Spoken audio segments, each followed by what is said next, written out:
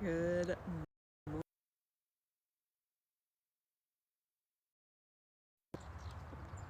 For this morning tea talk, we're going to be discussing the industrialization of the woman's body.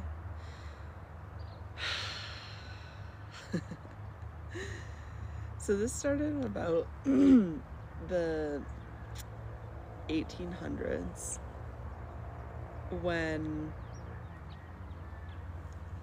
factories started needing more workers and women were taken out of the home and put into these roles indoors for 8 to 10 hours a day, away from the family unit. And so what previously was structured as a village where there are interdependent bonds, where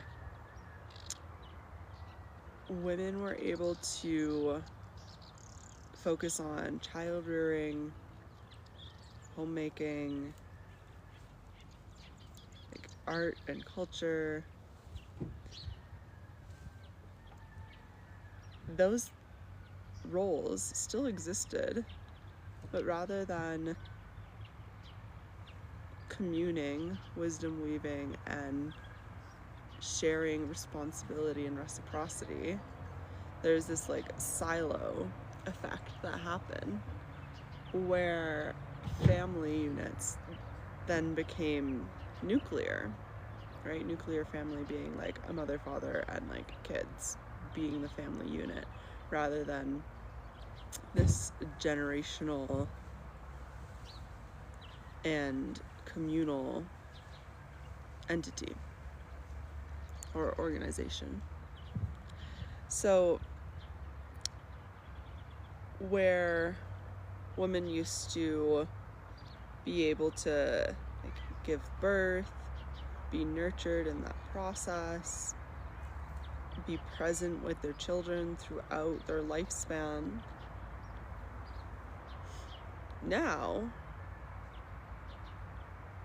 that was starting to be outsourced to the education system. So industrialization, the education system are like hand in hand as the driving forces that started to wreak havoc on women's bodies. And you can see in historical documents, medical records, that this is a rise of infertility, of autoimmune disorders, and we still see these rampantly prevalent in women today. That's why things like IVF are so popular, hormone replacement therapy, different pharmaceutical drugs. Right, we're getting the medical industrial complex and big pharma into the picture now, are so like multi-billion-dollar industries. So what happens when women are removed from their roots and from their cyclicality and from their place as an extension of nature, as that bridge between worlds for their children, as the literal glue of our society, and put in roles that creates a detachment from the body's innate wisdom.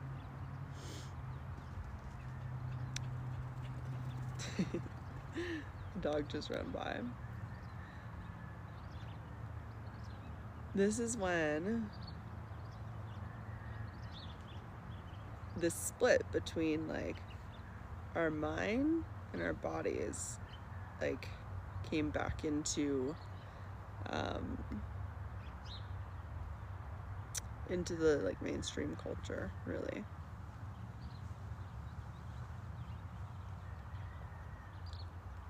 And so other manifestations of that is like anxiety, depression, what can be labeled as hysteria,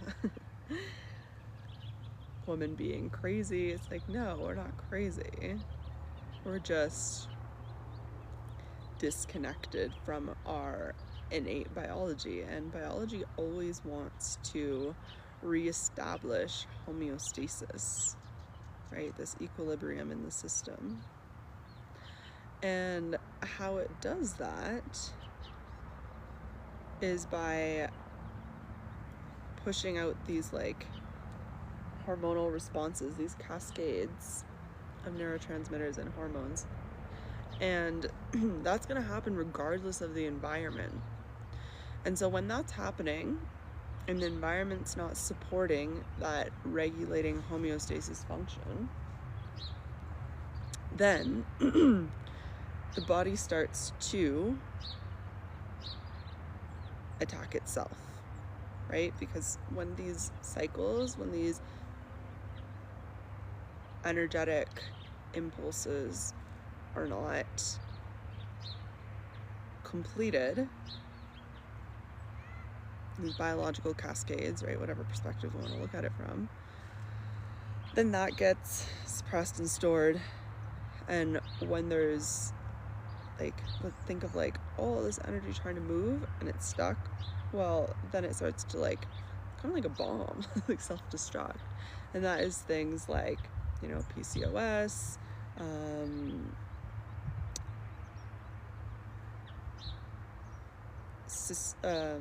it's the same thing. I'm forgetting momentarily, like the other autoimmune disorders for women. PCOS is the one that sticks out, but sound off in the comments if you are aware of the other ones that impact us. So what can we do about this? What can we do in our, what is like our modern world, moving into late stage capitalism, where we're actually in a choice point of the ability with social media, with online business, with globalization, to create our own business model, create our own systems that do not need to operate in the same way as these industrialized models. So rather than building a business that requires the same output every day, year round, intentionally weaving in cyclicality into the model. So what does this look like? For me, my priority, my number one priority is my holistic health, right? It is that connection with my mind, body system, with nature, with my organic, intuitive rhythms and cycles. And so I'm operating in harmony from the inside out, from a body-based engine versus a programmed mind-based engine that says that I need to like hit X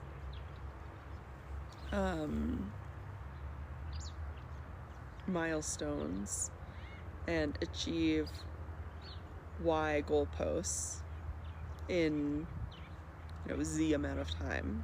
I don't operate like that. Why?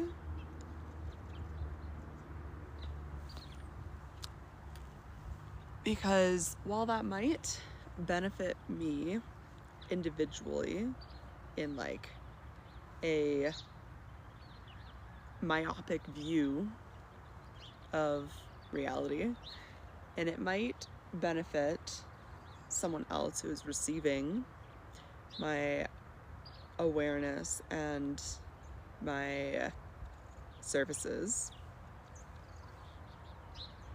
it isn't benefiting the collective. And it actually isn't really benefiting me or the other person, because it's operating under this false reality that businesses need to be built on these rigid time clocks and the same corporate structure. Okay, I got kicked off there. Hello, people are joining. So, what was I talking about?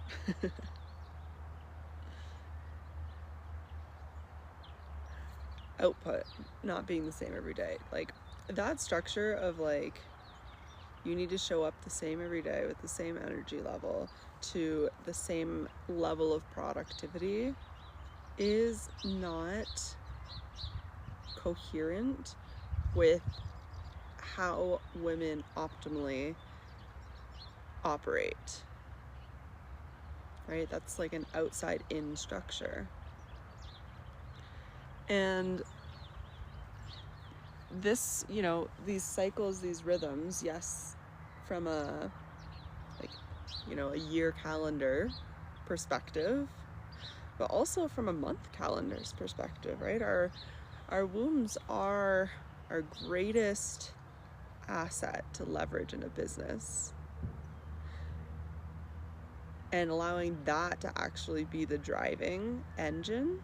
So, you know, for me, like, I'm most productive in, it's interesting because like some bleeds like when I'm on my moon, first week of my cycle, I'll be super fucking productive, but other times I'll really need to rest. And can we, rather than again taking the same framework of how our cycles work, how women are meant to operate, and just like imposing that on how we're leading our lives, can we just learn to listen deeply to the present moment feedback that we're receiving from our body, right? We have like I'm forgetting the neuropsychological terms right now of like afferent and I forget the other one, but essentially there's like our neurons are traveling in two directions, from body to mind and from mind to body. So this creates a reciprocal feedback loop. But what I'm proposing here to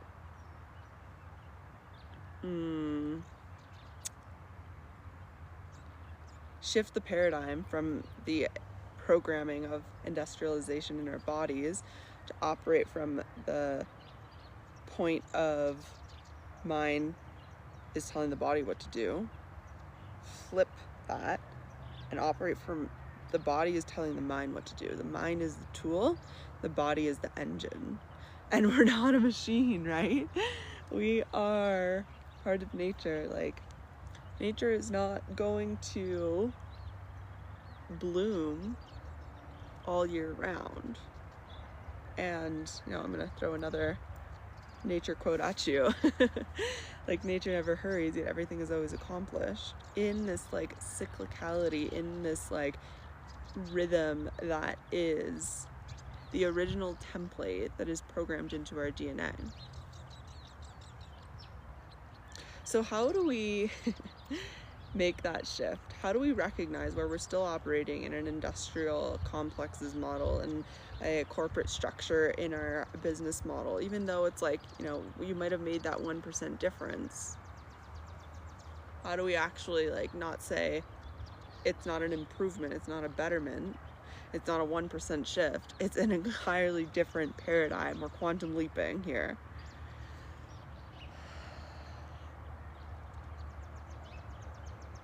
From my experience and perspective, this isn't something that we do alone, right? That is that perpetuation of the silo, the nuclear family, of the hyper-individualism, of split from mind and body, right? When we're in our bodies, when we're leading from that sense, we are inherently interconnected to the unified field of life and other people. And to operate in a village model in our businesses, which honors the cyclicality, which honors interdependence, which honors co-creation and collaboration. We are to do our work alongside in deep soul level intimacy with our communities.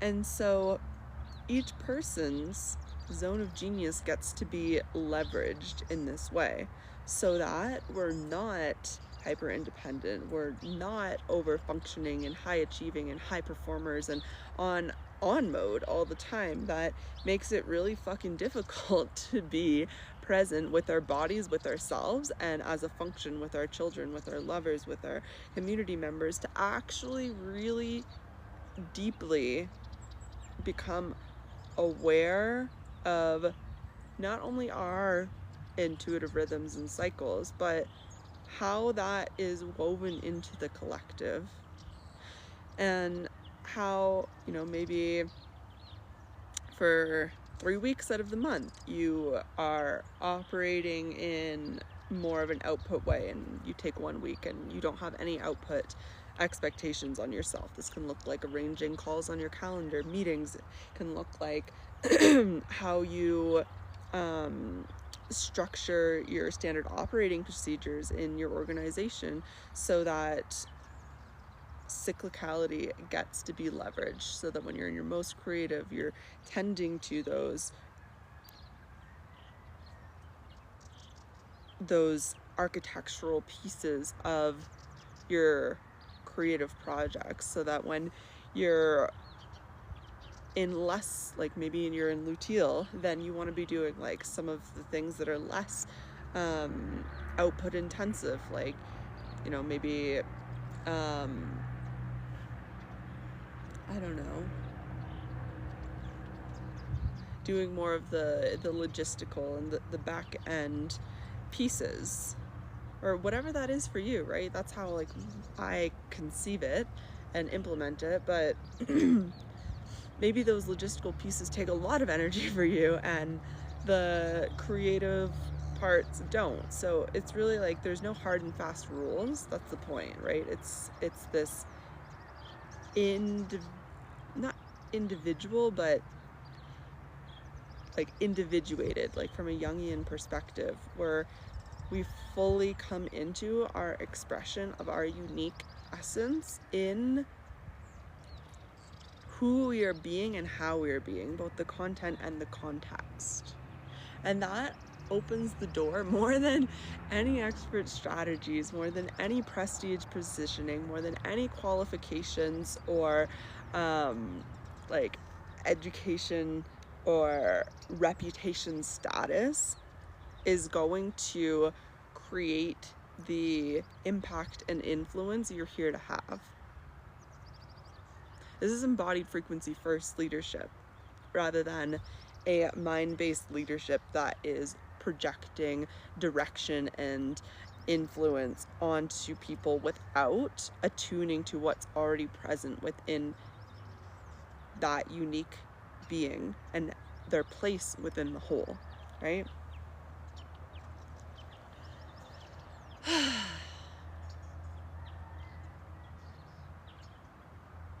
Do I have anything else to say?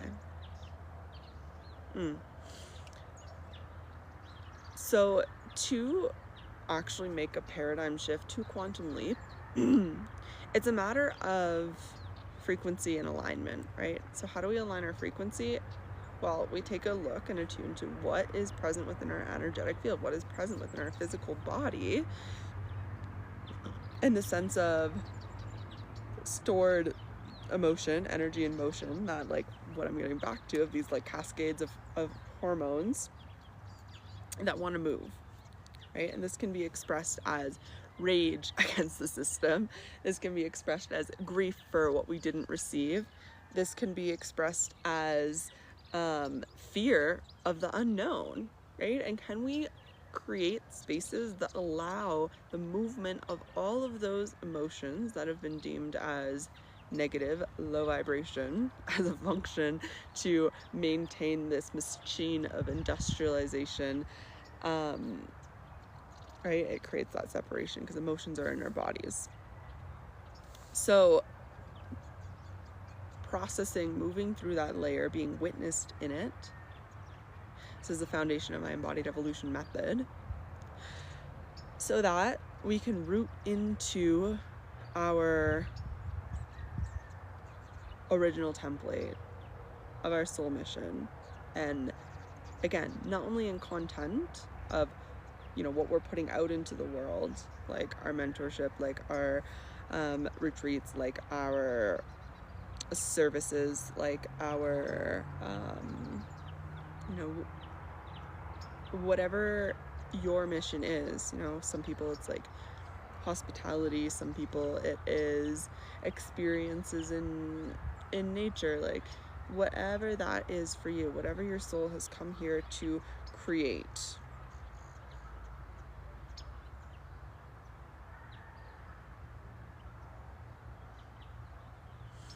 Cannot be the internal implicit motivation that operates in co-creation and collaboration with our communities that is beneficial for us, for our community, and for the collective, rather than superimposing these models of, you know, working 8 hours a day, every day, under fluorescent lights, with the same expectation of productivity and output. Or that 1% difference of maybe you do own your own business, maybe you are self-employed. Like, are you still working 8 hours a day every day?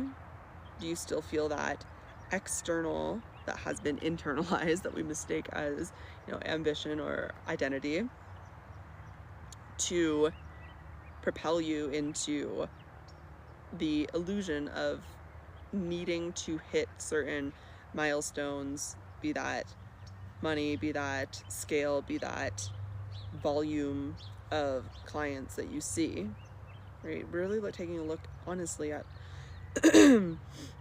the unconscious content that is motivating behavior, so that we can make a consensual choice, right?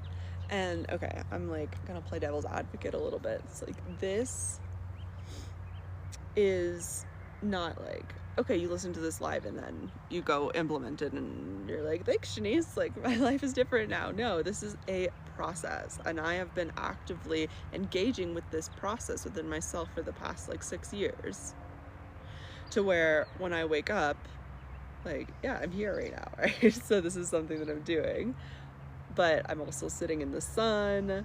I also like have my matcha. I'm also talking about what I want. I also have reserved the full right not to do this if I don't feel like it one morning, right?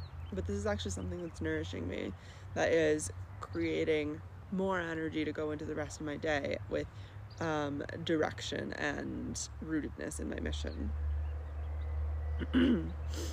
So yeah, what I was getting to is like, when people, the arguments, the objections that I hear from people is always like time, money, children, putting food on the table. And if you are here, if you're listening to this live, if you have your own business, if you have your basic needs of food and water and shelter taken care of, then that is a survival based program that is a distortion and dilution of your soul essence that you're mistaking as being you.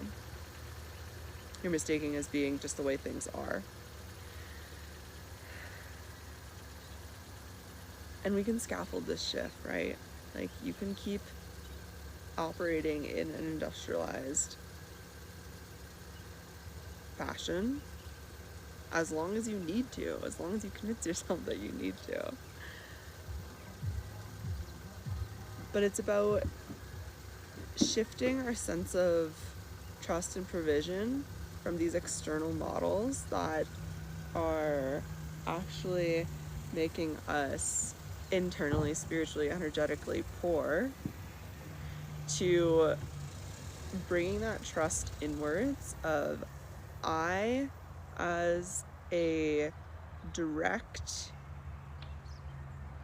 extension of source and of the consciousness of the earth, am able to create and provide for myself from my God-given soul-led gifts everything that I need in this life for me and my family and my community that is going to be beneficial for the collective without perpetuating these harmful models. And like I said, yes, as much as we can take those quantum leaps from one model to a different, from creating those paradigm shifts, there's also the very real aspect of those dormant emotions, not just from like this lifetime, right? This goes into like our soul lineage as well, that live in our nervous system that do require, you know, we can call it scaffolding, we can call it titration, we can say time. So